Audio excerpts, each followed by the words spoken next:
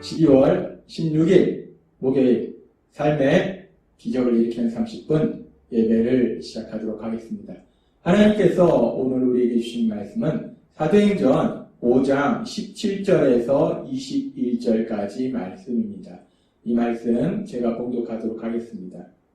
대제사장들과 그와 함께 있는 사람, 즉 사두개인의 당파가 다 마음에 시기가 가득하여 일어나서 사도들을 잡아다가 옥에 가두었더니 주의 사자가 밤에 옥문을 열고 끌어내어 이르되 가서 성전에 서서 이 생명의 말씀을 다 백성에게 말하라 하며 그들이 듣고 새벽에 성전에 들어가서 가르치더니 대제사장과 그와 함께 있는 사람들이 와서 공회와 이스라엘 족속의 원로들을 다 모으고 사람을 옥에 보내어 사도들을 잡아오라 하니 아멘. 오늘도 이 시간 하나님께서 우리 주신 말씀을 듣기 전에 잠시 기도하는 시간 갖도록 하겠습니다. 하나님 아버지 감사합니다. 오늘도 저희들을 사랑하시고 그래서 저희를 만나주시고 저희에게 말씀하여 주시니 감사합니다. 하나님 아버지 오늘도 하나님께서 저희에게 주신 말씀을 통해서 전능하신 하나님 모든 것을 할 수 있는 그 하나님께서 연약하고 어리석고 미련한 저희를 얼마나 사랑하시는지 그 사랑을 다시 한번 깨닫게 하시고 그 사랑을 믿음으로 담대하게 세상을 살아가는 저희가 될 수 있도록 은혜 베풀어 주옵소서. 예수님의 이름으로 감사하며 기도드리옵나이다. 아멘. 하나님께서는 어제 우리에게 말씀하셨습니다. 사도행전 5장의 말씀을 통해서 사도들을 통해서 많은 표적과 기사가 일어나고 그래서 그것을 통해서 많은 영혼들이 구원받는 놀라운 역사들, 그런 선하신 역사들을 이루시는 그 하나님, 그 하나님의 역사하심에 대해서 말씀하셨습니다. 그렇게 하나님께서 사도들을 통해서 표적과 기사가 많이 일어나게 하셔서 많은 영혼들이 구원받게 하실 때에 그런 놀라운 역사들이 일어날 때 하나님의 그런 선하신 역사하심이 계속해서 일어나고 있는 그때에 계속해서 성경은 이렇게 말씀합니다. 사도행전 5장 17절부터의 말씀. 대제사장과 그와 함께 있는 사람, 즉 사두개인의 당파가 다 마음에 시기가 가득하여 일어나서 사도들을 잡아다가 옥에 가두었더니 라고 말씀합니다. 그렇게 하나님께서 사도들을 통해서 많은 표적과 기사를 통해서 영혼권의 놀라운 역사들을 이루고 있는 그때에 하나님의 선하신 역사하심이 일어나고 있는 그때에 대제사장과 사두개인들, 대제사장의 무리들이 시기가 가득해서 마음의 시기가 가득해서 사도들을 잡아 옥에 가두는, 감옥에 가두는 그 일에 대해서 기록하고 있습니다. 그런데 이렇게 대제사장 무리들이 사도들을 잡아 가두는 것은 이 사도행전 5장뿐만 아니라 우리가 알다시피 사도행전의 4장에서도 보면은 또 한 번 그렇게 사도들을 잡아 가두는 그런 일을 볼 수 있습니다. 베드로 사도가 나면서부터 걷지 못하는 사람을 예수님의 이름으로 명령함으로 인해서 선포함으로 인해서 깨끗하게 치료하는 그런 놀라운 기적을 행하고 그래서 그 기적으로 인해서 많은 사람들이 모였을 때 베드로 사도가 예수님의 부활하심에 대해서 전합니다. 그렇게 베드로 사도가 많은 사람들에게 예수님에 대해서 구원자로 오신 그 예수님에 대해서 전할 때에 그때도 이 대제사장 무리가 사도들을 잡아서 감옥에 가둡니다. 그때는 사도행전 4장 2절에 이렇게 말씀합니다. 예수 안에 죽은 자의 부활이 있다고 백성을 가르치고 전함을 싫어하여 라고 얘기합니다. 이 대제사장 무리들이 사도들이 예수님께서 죽음에서 부활하셨음을 지금 전하는 것, 예수님의 부활하심에 대해서 전하는 것이 너무 싫었다는 거예요. 너무 화가 났다는 거예요. 그래서 자기들이 화가 나니까 싫으니까 이 사도들을 잡아 가두었습니다. 그런데 그렇게 예수님의 부활하심을 전하는 것이 너무 싫기 때문에 잡아 가두었는데 이번에도 비슷한 이유로 지금 사도들을 잡아 가둘 때 이번에는 뭐라고 말씀하십니까? 사도행전 5장 17절은 이렇게 말씀하십니다. 대제사장과 그와 함께 있는 사람, 즉 사두개인의 당파가 다 마음의 시기가 가득하여 일어나서 라고 말합니다. 마음의 시기가 가득하여 이 사도들을 잡아서 감옥에 가두었다라고 말씀합니다. 대제사장들, 사두개인들, 이들은 하나님을 잘 믿는 사람들이라고 주장하는 사람들입니다. 뿐만 아니라 하나님을 믿는다, 하나님께 선택받은 그 이스라엘 백성들, 그 이스라엘 백성들의 영적 지도자 역할을 하는 사람들이에요. 그래서 누구보다도 하나님의 말씀에 대해서 잘 알고 있다 주장했고, 그래서 그 하나님의 말씀을 백성들한테 가르치고 백성들에게 그 하나님의 말씀대로 사는 본을 보여줘야 될 사람들이 이 대제사장과 서기관들이에요. 이 대제사장 무리입니다. 그런데 지금 그렇게 하나님의 말씀대로 사는 본을 보여야 될 그 대제사장 무리들이 하나님의 말씀대로 사는 것이 아니라 자신들의 생각과 자신들의 욕심대로 살고 있더라는 거예요. 그래서 그 마음에 시기가 가득하더라는 겁니다.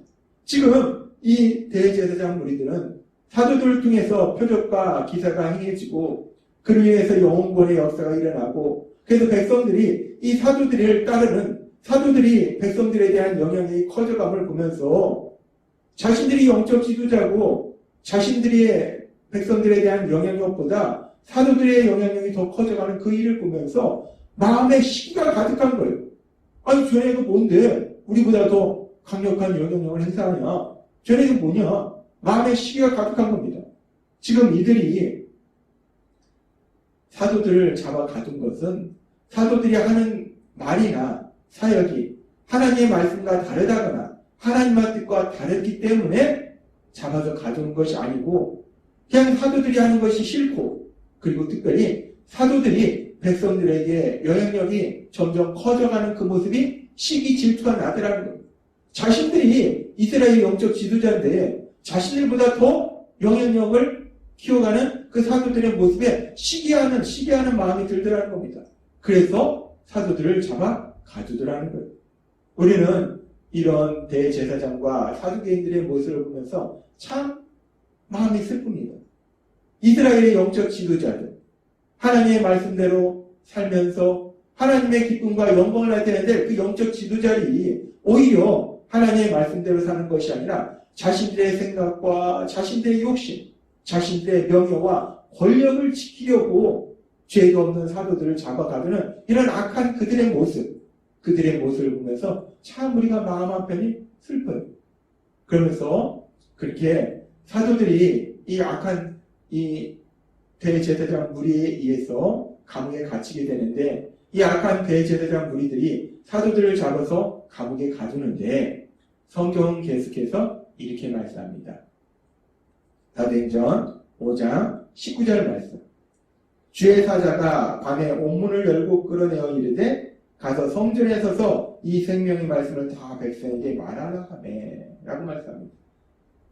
악한 대제사장 무리들은 사도들을 잡아서 감옥에 가두었는데 그들이 믿는다고 주장하는 하나님, 그 하나님은 사도들을 감옥에서 풀어주시는 기적을 행하시더라는 것.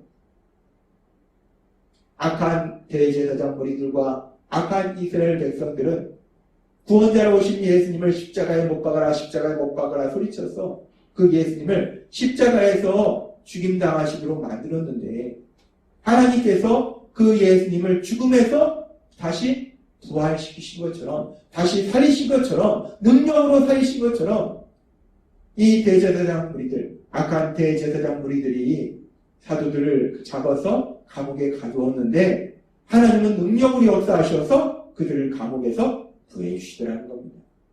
우리는 오늘의 이 말씀을 통해서 다시 한번 우리가 믿는 하나님이 어떤 하나님입니까? 우리가 믿는 하나님은 모든 것을 할 수 있는 전능하신 하나님이시구나 라는 사실을 깨닫게 된다는 겁니다. 그렇습니다. 우리가 믿는 하나님은 모든 것을 할 수 있는 전능하신 하나님이심을 믿습니다.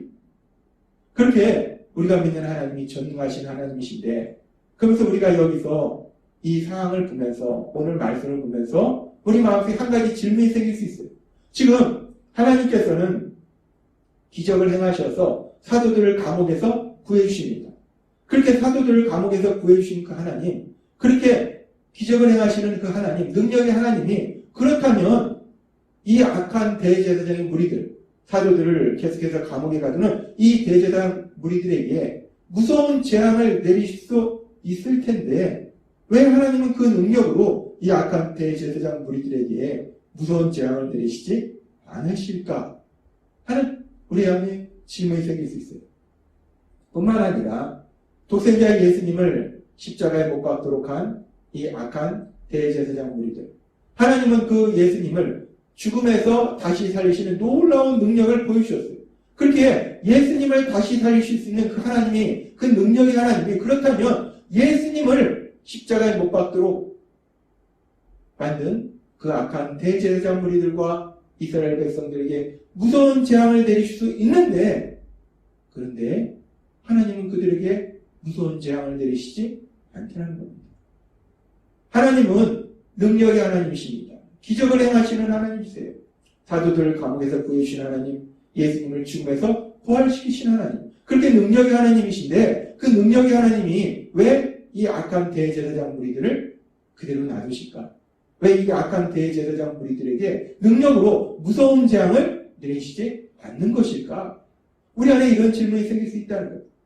그러면서 우리가 이 질문에 대한 해답을 성경의 말씀을 통해서 우리가 찾을 수 있습니다.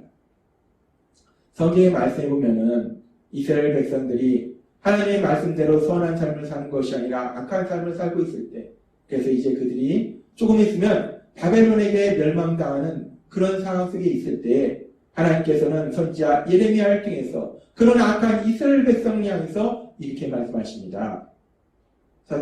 예레미야 29장 11절 말씀. 나 여호와가 말하노라. 너희를 향한 나의 생각은 내가 아나니 재앙이 아니라 곧 평안이요 너희 장래에 소망을 주려 하는 생각이라 라고 말씀합니다. 악한 이스라엘 백성들, 그 악한 이스라엘 백성들을 향해서 하나님께서 말씀하실 때 내가 너희에게 주고자 하는 것은, 내가 원하는 것은 너희에게 재앙을 주고자 하는 것이 아니다. 나는 너희에게 재앙을 주는 것을 원하지 않는다 라고 말씀하십니다. 아니 오히려 나는 너희에게 평안을 주고 소망을 주려는 것이 내가 원하는 것이다 라고 말씀하신다는 거예요. 하나님께서는 그 악한 이스라엘 백성을 향해서 능력으로 무서운 재앙을 내리시기를 원하시는 것이 아니라 그들에게 평안을 주시고 소망을 주시기를 원하신다라고 말씀하신다는 겁니다. 그런 하나님은 이제 우리 예수님을 통해서, 예수님의 십자가 죽으심과 부활하심을 통해서 우리를 죄에서 구원하시는 그 구원의 사역을 이루신 이후에 베드로 사도를 통해서 베드로후서 3장 9절에서 이렇게 말씀하십니다. 주의 약속은 어떤 이들이 더디다고 생각하는 것 같이 더딘 것이 아니라 오직 주께서는 너희를 대하여 오래 참으사 아무도 멸망하지 아니하고 다 회개하기에 이르기를 원하시느니라 라고 말씀합니다. 하나님께서는 오래 참으신다는 거예요. 무엇을 오래 참으시는가? 악한 자들에 대해서 오래 참으신다는 거예요. 악한 자들이 악을 행하는 그 행위에 대해서 오래 참으신다는 거예요. 오래 참으신다는 것은 악한 자들이 악을 행하고 있을 때 그들에게 능력으로 무서운 재앙을 내리시는 것을 내리시지 않고 참고 계신다는 거예요.